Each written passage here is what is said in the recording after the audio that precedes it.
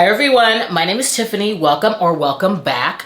We have to get down to business because February is going to be a busy month. It's Black History Month. It's Fantasy Romance February. It's also Lunar New Year, and I believe something called the Super Bowl is happening, and I have books that I want to read for that. So I've broken these down into categories, mood boarding if you will, mini stacks that I'd like to prioritize if the mood strikes. So of course I want to start out with the book clubs that I will be joining, and Ava from Ava's Romance Books and I are now alien matchmaking. With Beam Me Up Book Club, we were so excited to announce this on Instagram. We will be sending space signals one book at a time by reading alien and monster romance. I hope you can join us. I'm so excited. I'm a very theatrical person, so when she asked if I would even be interested in doing a book club with her, I nearly fell out.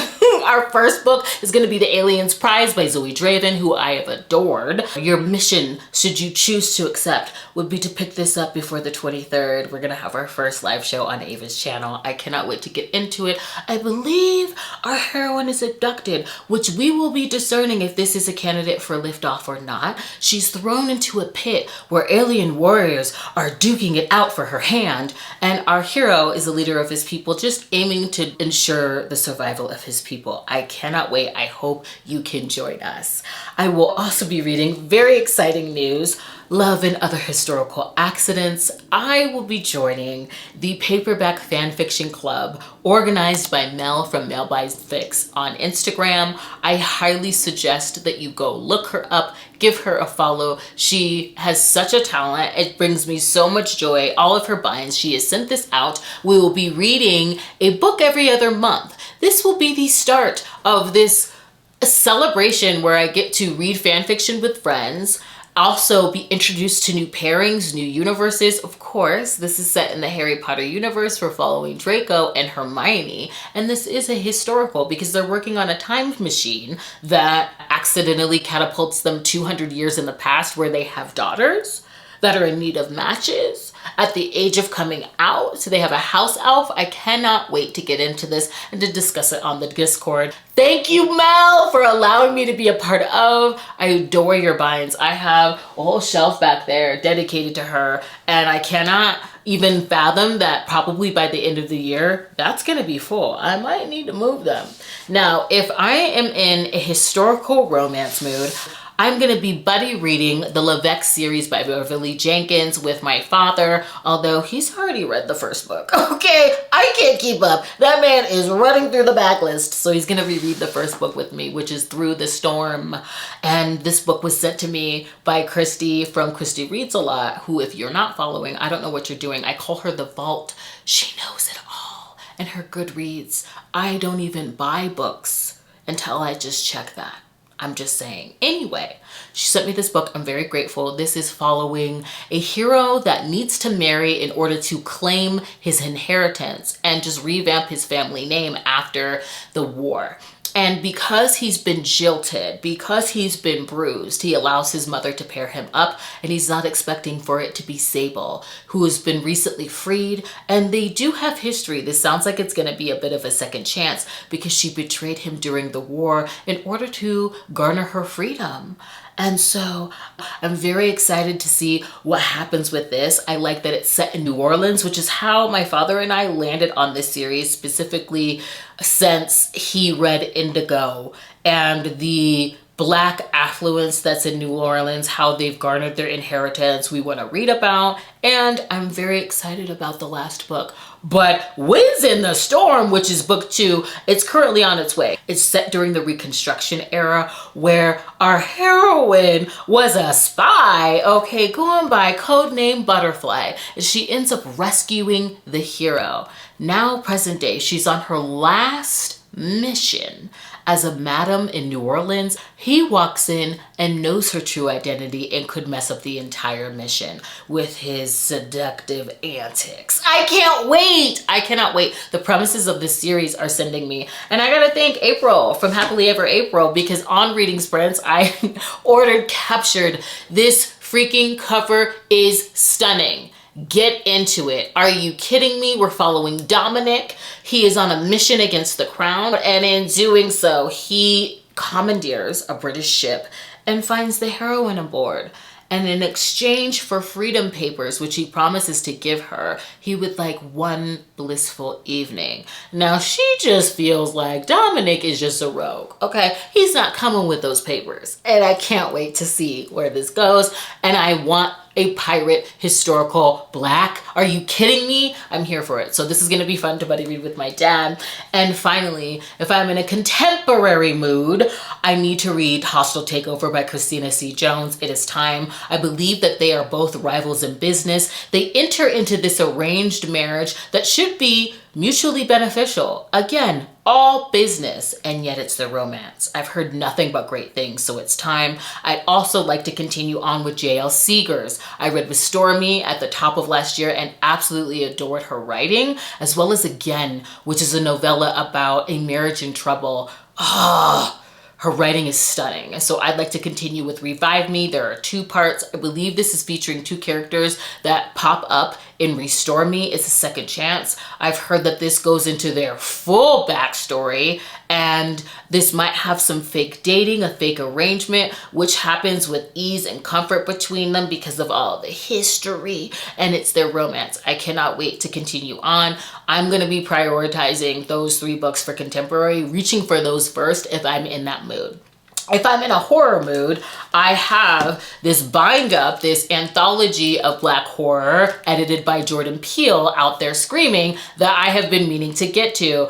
I can't wait to get into this to further test the waters and discern what my taste is in horror, be introduced to new authors. This is why I went into the library, and I'm so happy that I did. I'm so happy that I did because I found a couple mysteries, one of which I've heard about, and we'll get into that. But I want to share the 2 books. Okay, the one author also that I will be reaching for if I'm in a thriller mood, and that is S.A. Crosby, Razorblade Tears. I desperately want to get to in the month of February. I've heard nothing but piercing commentary about this book, following 2 fathers, one black, one white, who both lost their gay sons to a hate crime. I believe they go on a road trip to exact revenge, and I cannot wait to finally get to this. In fact, I do have the audiobook checked out as well. And because of Lisa from Babe in Library, All Sinners Bleed is back on my radar. This was actually the book that was on my Summerween TBR,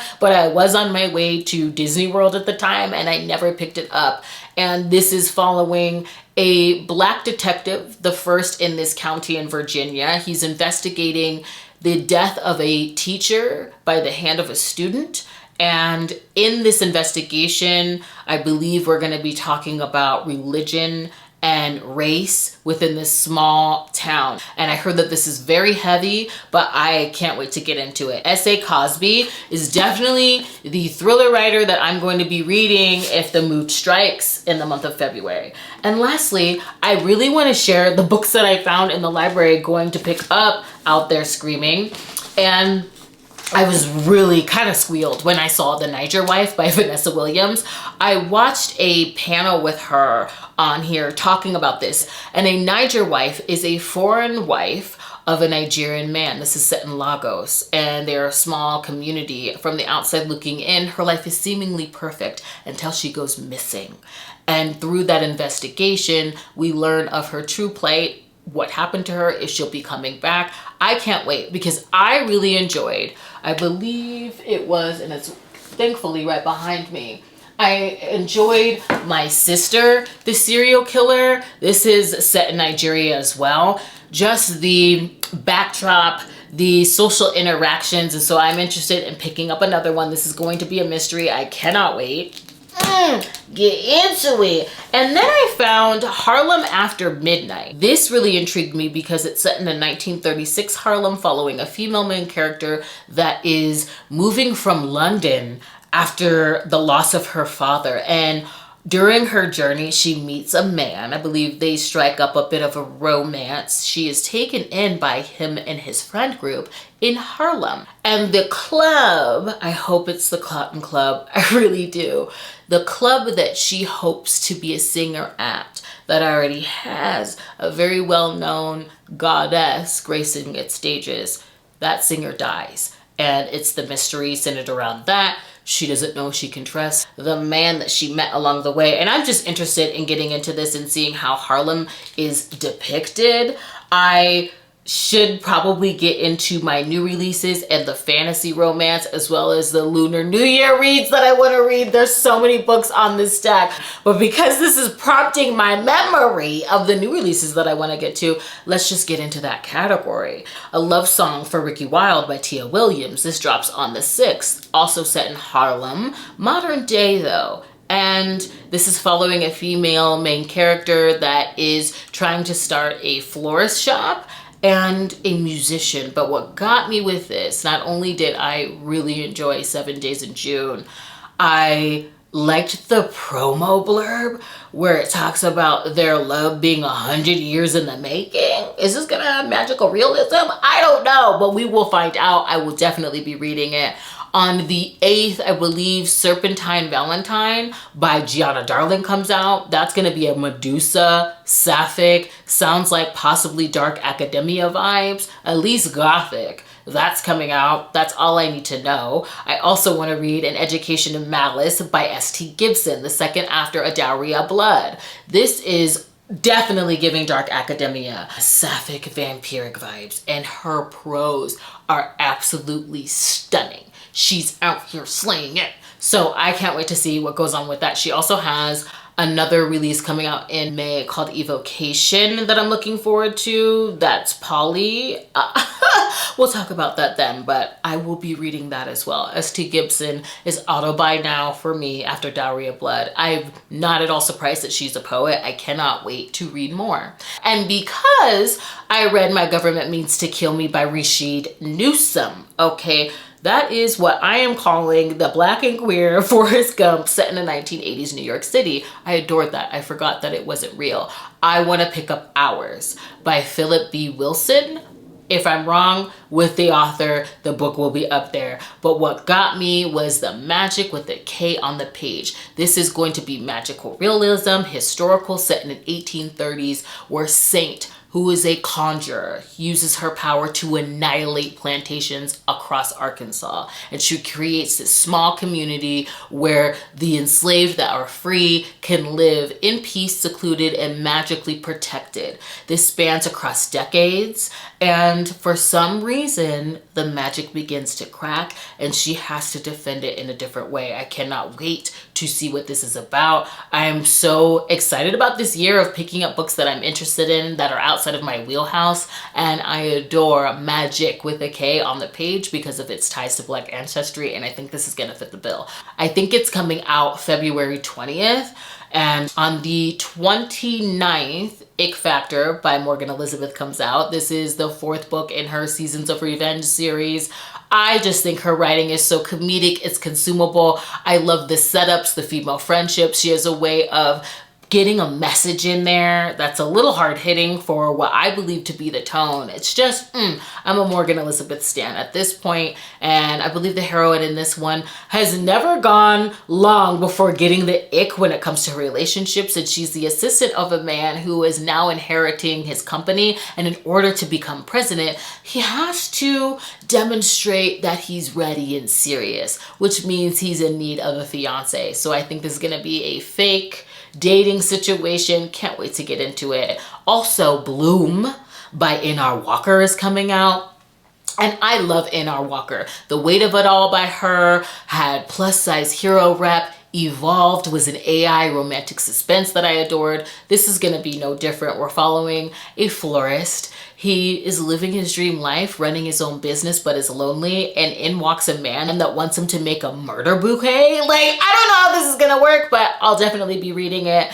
And it is also Fantasy Romance February, as well as Lunar New Year. And so I really wanna get into Iron Widow. Finally, I know this is a sci-fi fantasy. It's Polly. I hear the heroine is fierce. We have Chinese history woven throughout. It is about time that I get to it. I also want to read Siren Queen. This is set in the golden age of Hollywood, so I believe that's the 1930s, where we're following a gay Asian woman who's aiming to navigate the Hollywood setting. And this has magical realism. I believe the magic is as dark as a career for an actor with her identity within this space could be. I cannot wait to get into this. It used to be on KU for Read and Listen. I believe it's been taken off, but I'll still be picking it up. Siren Queen and Iron Widow are two books that I've been meaning to get to, and I think that this is the month for it. And lastly, If the Mood Strikes for the Super Bowl. Okay, I believe that's what they call it. Just playing. I want to read Tal Bauer's duet, Jock and the Quarterback, MM Sports Romance, written by Tal Bauer. That's all I need to know. Okay, that's all I need to know about this duet. I'd like to pick that up if I'm in a celebratory mood. That's what I'll be picking up. Tal Bauer, I aim to knock out his backlist this year. So that's a lot of books that I hope to get to. Of course, these are a bunch of mini TBRs. These are the books that I'm going to be prioritizing. I am an easily influenced, doom scrolling, auto-click buying type of reader. And so I'm going to be allowing my mood to just take me where I go, but I'll also be taking you along with me. I want to thank you for joining me today. Please consider subscribing and sticking around, and I'll see you in the next one. Bye.